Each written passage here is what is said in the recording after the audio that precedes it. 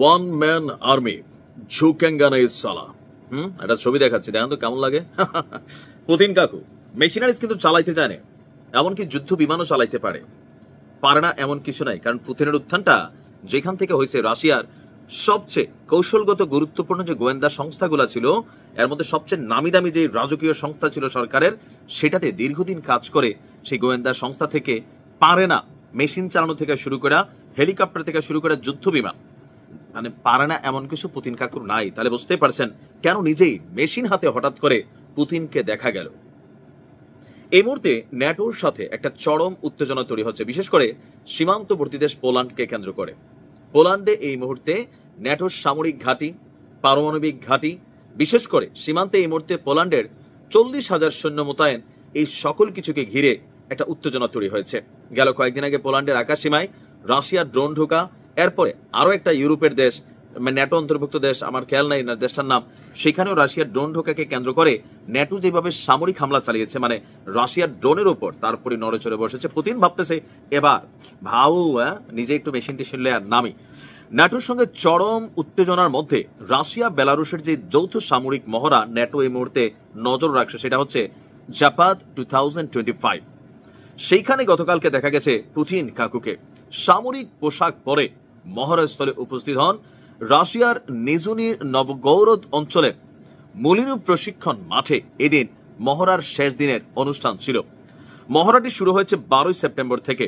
রাশিয়ার প্রতিরক্ষা মন্ত্রণালয়ের তথ্য অনুযায়ী প্রায় 1 লক্ষ সেনা সেখানে অংশ নিয়েছেন। ব্যবহৃত হয়েছে 10,000-এর বেশি অস্ত্র এবং 247টি নৌযান। মহড়ার স্থান শুধু মলিনুতেই সীমাবদ্ধ ছিল না, রাশিয়া এবং বেলারুশ মিলিয়ে 41টি প্রশিক্ষণ কেন্দ্রে এটি অনুষ্ঠিত হয়। রাশিয়ার ছোড়া ড্রোনটি যখন প্রথমবারের মতো পোল্যান্ড কর্তৃক ভূপতিত হয় এবং আরেকটি ন্যাটো দেশে ঢুকে পড়ার ঘটনার উত্তেজনা যখন চরমে, তারপরই ঘনিষ্ঠ মিত্র বেলারুশকে সঙ্গে নিয়ে এই মহড়া ন্যাটোর জন্য একটা বার্তা দিচ্ছে রাশিয়া। তাই মহড়াটিকে ঘিরে আন্তর্জাতিক অঙ্গন এবং ন্যাটোতেও ব্যাপক আলোচনা রয়েছে। অপরদিকে ট্রাম্প বলছে পুতিন কাকু নাকি ট্রাম্পকে ধোঁকা দিচ্ছে। ইভেন ট্রাম্প বিদেশি সৈন্য পাঠানোর জন্য ইউক্রেনকে সম্মতিও দিয়েছে। আপনি বুঝছেন পরিস্থিতি কিন্তু ঘোলাটে আকার ধারণ করছে। পুতিন বলছে ইউক্রেন যুদ্ধ থেকে পাওয়া এই অভিজ্ঞতায় এই অনুশীলনের ভিত্তি। তার দাবি মহড়ার মূল লক্ষ্য হল রাশিয়া বেলারুশ যৌথভাবে তাদের রাষ্ট্রকে যে কোনো আগ্রাসনের বিরুদ্ধে যেন প্রতিরক্ষা সক্ষমতায় আরো শক্তিশালী হয়। ন্যাটোর প্রতিবেশী দেশগুলো, বিশেষ করে পোল্যান্ড, লিথুনিয়া, লাটভিয়া, তারা আবার আছে এই মহড়া টহরা দেখে টেনশনে। পোল্যান্ড সবগুলো ক্রসিং সীমান্তের সাথে বন্ধ করে দিয়েছে। তাদের আশঙ্কা এটা প্রতিরক্ষামূলক মহড়া নয়, পূর্ব ইউরোপে চাপ সৃষ্টির কৌশল। তো পুতিন সেখানে সবকিছু ঘুরে টুরে দেখেন, সামরিক প্রযুক্তি, মোটরসাইকেল, কোয়াড বাইক, উন্নত রাডার ব্যবস্থা, ড্রোন প্রতিরোধী অস্ত্র এবং এখানে থাকা 400টি বেশি সরঞ্জাম, মেশিনারিজ, বন্দুক টন্দুক, পিস্তল, AK-47, মানে এগুলো তো আমাদের দেশের, বাট সেখানে আরো উন্নত মানের মেশিনারিজ আছে যেগুলো পুতিন কাকু নাড়াচাড়া করে দেখেছেন।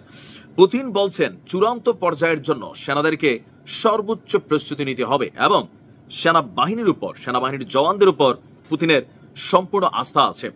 অপরদিকে ন্যাটো বলছে যে তারা গভীরভাবে নজর রাখছে রুশ এবং বেলারুশের এই মহড়ায়। আরো মজার বিষয় হচ্ছে এই মহড়া দেখতে আমেরিকার একজন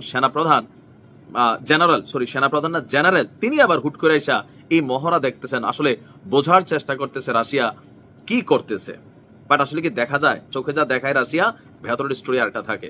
কাকু ঝুঁকবে না, এবার কাকু খেলবে। ভালো থাকো।